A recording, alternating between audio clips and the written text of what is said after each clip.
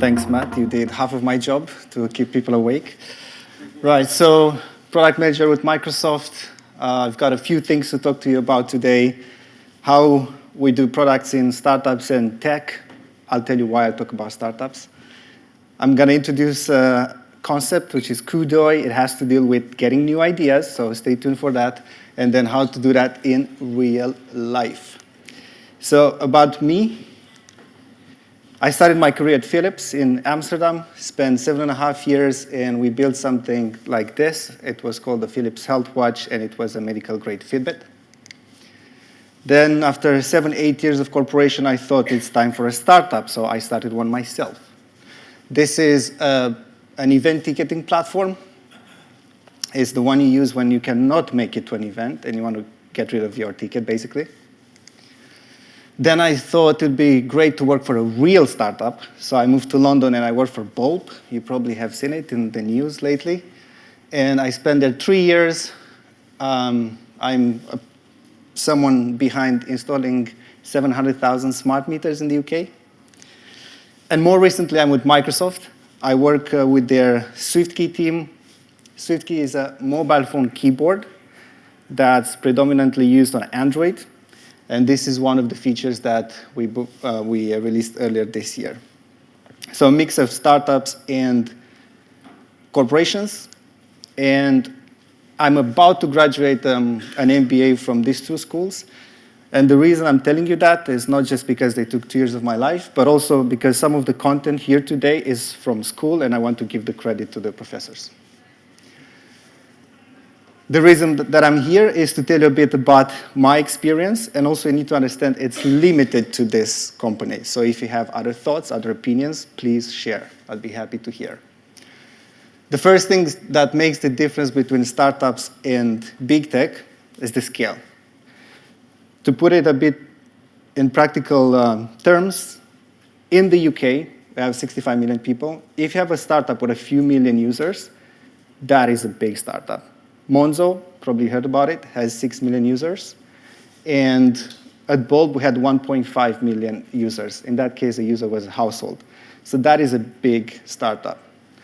If you talk about less than 10 million users in big tech, you might have a tough time making the business case for your budget. So you normally look at tens of millions, hundreds of millions of users. And if you want another data point, Windows has 1.5 billion users. Now, the hierarchy. I guess no news. Startups are flat. Corporations have many layers. At Bulb, I was 2 layers down the CEO. At Microsoft, I'm 7. Same job title. Then when it comes to the job scope, I think this is where there is a big contrast. In a startup, it's a wide scope. So as a PM in a startup, you can do a product owner role, you do recruitment, you can do customer service, you can do sales if needed, and recruitment, because there's nobody else to do it. In a big company, the focus is very narrow. I showed you quickly, but we released one feature on a keyboard, and I was the PM for that. And then the timelines are different. In the startup world, 3 months is a luxury, 6 months is long-term. In the corporate world, things take a bit longer, and it has to do with the scale.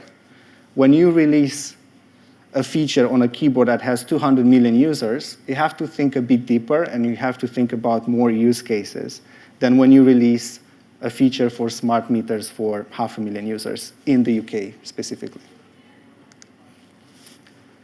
Everyday life.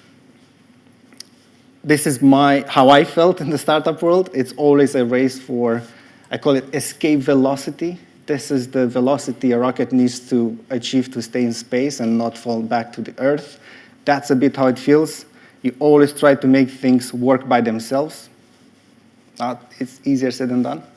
And then, of course, changes. I'm sure you know about this. They happen all the time. Corporate world, more predictive, more documents. When you have 200,000 employees like we have now, and you have so many layers above, there's only so much one human voice can inform the others, so then you need documents.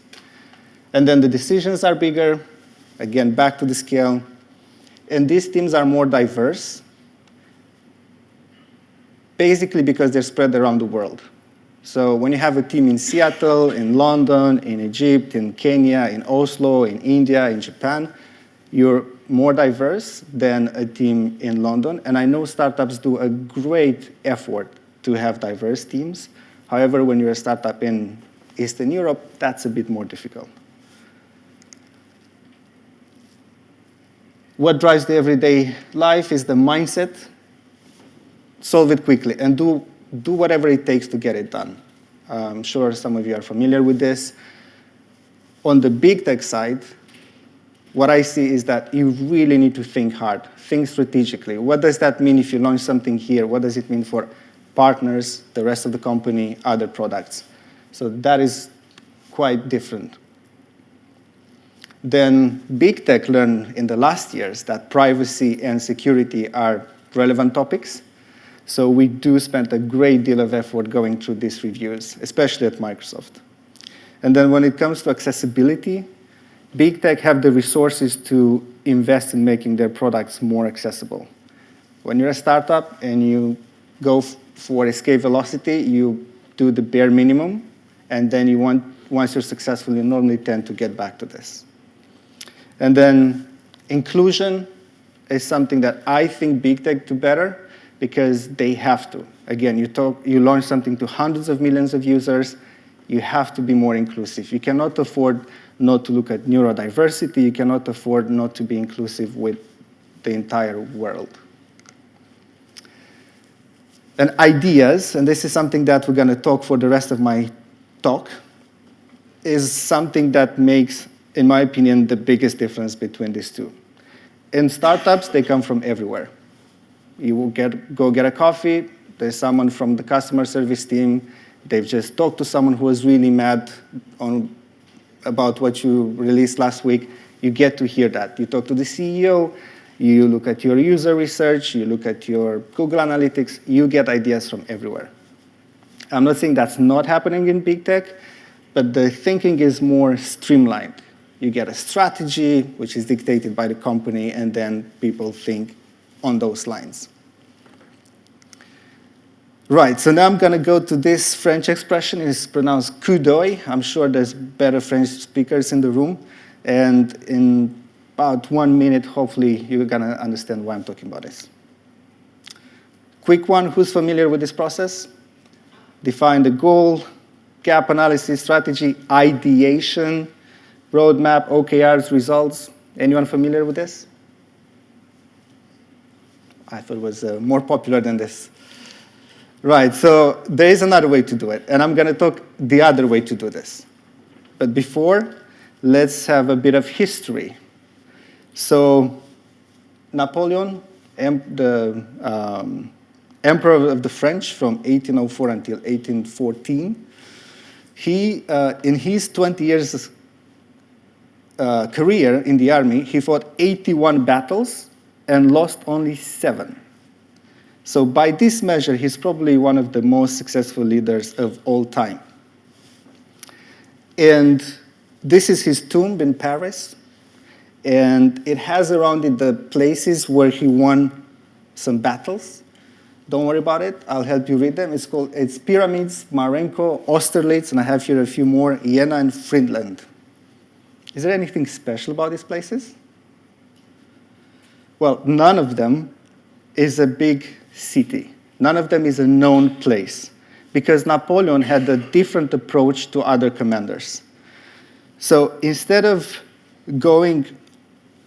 deciding on a target and then going to target it, he had a different approach. He would march with his army through Europe, spot an opportunity, and then based on his knowledge of fighting battles, which he spent his entire military school studying, he would have a coup d'oeil, which is a flash of insight in English, and then he would go and attack there. Not only that surprised the enemy, but also it gave him, he built on his strengths and on his advantages. So this is one of the reasons why he was so successful. Another example from the history, Spanish painter, apologies, Pablo Picasso. He moved to Paris to develop his artistic career. And in the beginning of the 20th century, due to geopolitical factors, African culture and artifacts, they were quite popular in Paris. And what you see here is his painting, which is Les Demoiselles d'Avignon. And then you have there two masks. The top one is from Gabon, and the lower one is from Congo.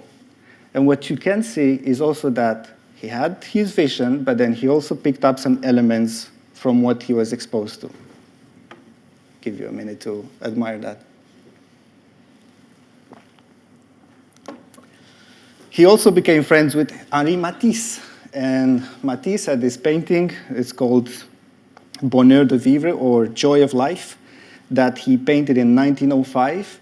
But then later on, Picasso took some inspiration from it, added some African motifs, and then in 1946, he also painted La Joie de Vivre. So again, looked around, had some ideas, and then he created his own concept. Another example, company that I've heard of, you have here Steve Jobs and Paul Allen. In '74, Jobs was 19 years old, and then he saw this computer, Altair, and then Intel released a new processor. He wrote the basic programming language for that, and then the software hobbyists at the time started to take it for free, and Gates was not happy. But then he actually realized that if everyone is taking his software, then he could be the platform where people can build apps on. So that was his coup d'oeil. That's when he realized that he can become the platform, founded Microsoft, and the rest is history. Another example, I'm sure some of you are familiar with Starbucks, probably most of you, but not sure how many you are familiar with the man behind it. His name is Howard Schultz. He's been the CEO of Starbucks a bunch of times. And in 1983, he was 30 years old. He traveled to Milan in Italy, and then he saw a coffee shop. And he loved the idea of a third place. Third place is the place after home, first, work, second, third is the place where you hang out. So he saw this concept. He was working already for Starbucks, which was just a beans retailer at the time. He went back to Seattle and then transformed Starbucks to what it is today. Going to move on to another example. Burberry, local brand. They had Rose-Marie Bravo as a CEO between 1997 and 2005. And then she's credited for doing a Gucci on Burberry. Doing a Gucci means a successful transformation, going from nearly bankrupt to a multi-billion company. But that's not the only resemblance to Gucci. She said that what she noticed about Gucci and other great brands was that during the periods when they had dipped a bit in terms of their performance, they never lost the essence of whatever made those brands sing. So she looked around, saw what works, and then she also looked inside the company, and she noticed that in Spain, Burberry was very big.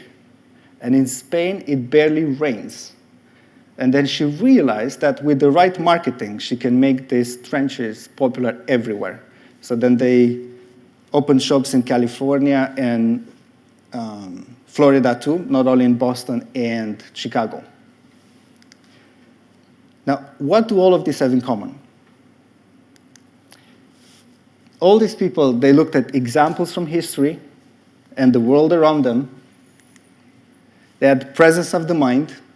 They were curious. They were focused. They wanted to know what's happening.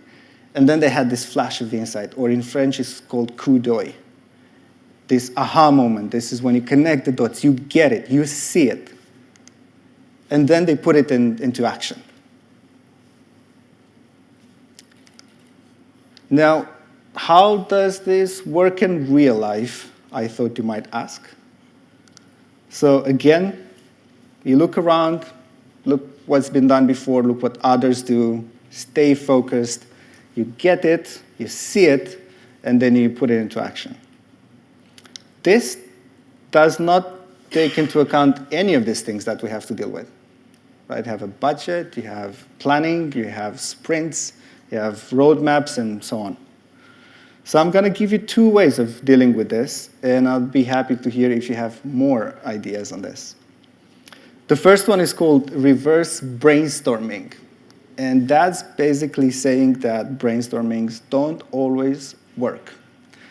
Because we all work in teams. And the usual way of getting the ideation done is brainstorming. And what you want is quantity. Quality comes after you voted on the ideas, you combine them, you ask customers which one they want, you want to run some kind of analysis on them, and so on. And this works most of the time because most of the times you don't need great ideas. Good enough ideas are good enough. But if you want a great idea, this does not work, and here is why. When you're thinking about new ideas, especially in an ideation session, your brain runs quickly to its shelves to find some ideas. And the first shelves that it goes to are the ones that you're familiar with. If you're into sports, you can have some sports ideas. If you've just come back from a holiday, you might talk about sun and sand. But if you want a great idea, you need the brain to do a bit more work. The brain has millions of shelves. And what you want it to do is to go from one shelf to another, and combine these ideas. And the way to do that is to give it some time. It happens when you walk home to the park, take a shower, read in the train, and so on. And to make this work back at work, you can create a regular meeting, but if you're not a big fan of meetings, just create a repository. What we do at work is we have a PowerPoint saved on OneDrive, and that link pinned in multiple channels where people can go at all times and drop their ideas. Another tip is a sketch or an idea is also super helpful. So that's one way to let everyone get great ideas, not in those 2 hours when we think about ideas, but all the time. If you have to do something a bit more structured, there's this 3 steps approach where you can pin down the problem, define it. What is it that you want to solve? Then look around the world. You might be surprised, but your idea has been done by others quite a few times. And decompose the idea into, or your problem space into its components, and then look around the world and see what others have done. And then select and combine these precedents. And then you might see it. You might have another flash of insight or another coup d'oeil. This is the people that I took inspiration from.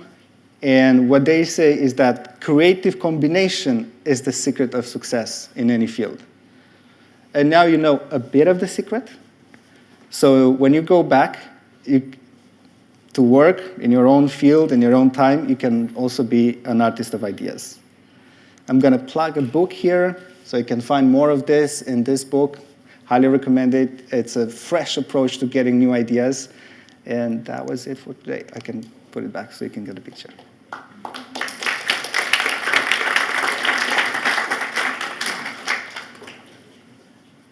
Jump into Slido. We love some questions here for Justin. We already have one waiting.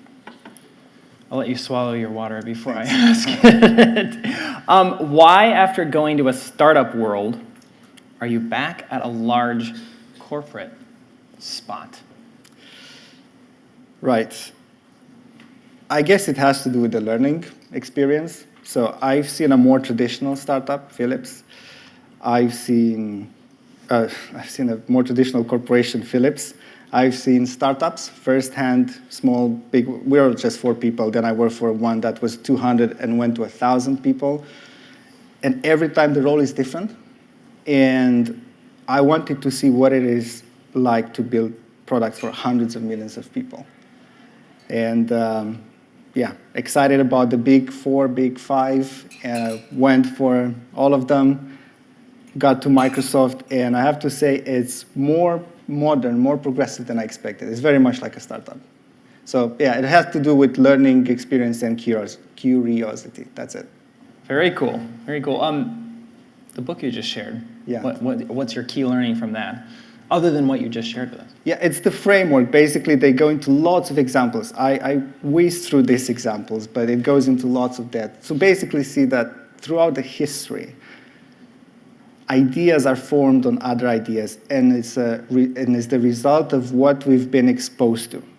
So if you want to get new ideas, be a great product manager, expose yourself to different environments, ideas, books, art, anything, and this will enable you to have a broader perspective.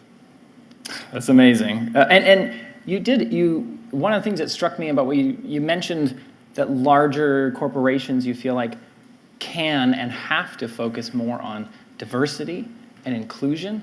And I think that's very well reflected with Microsoft's inclusive controller they released for the Xbox, which was a very difficult product to develop.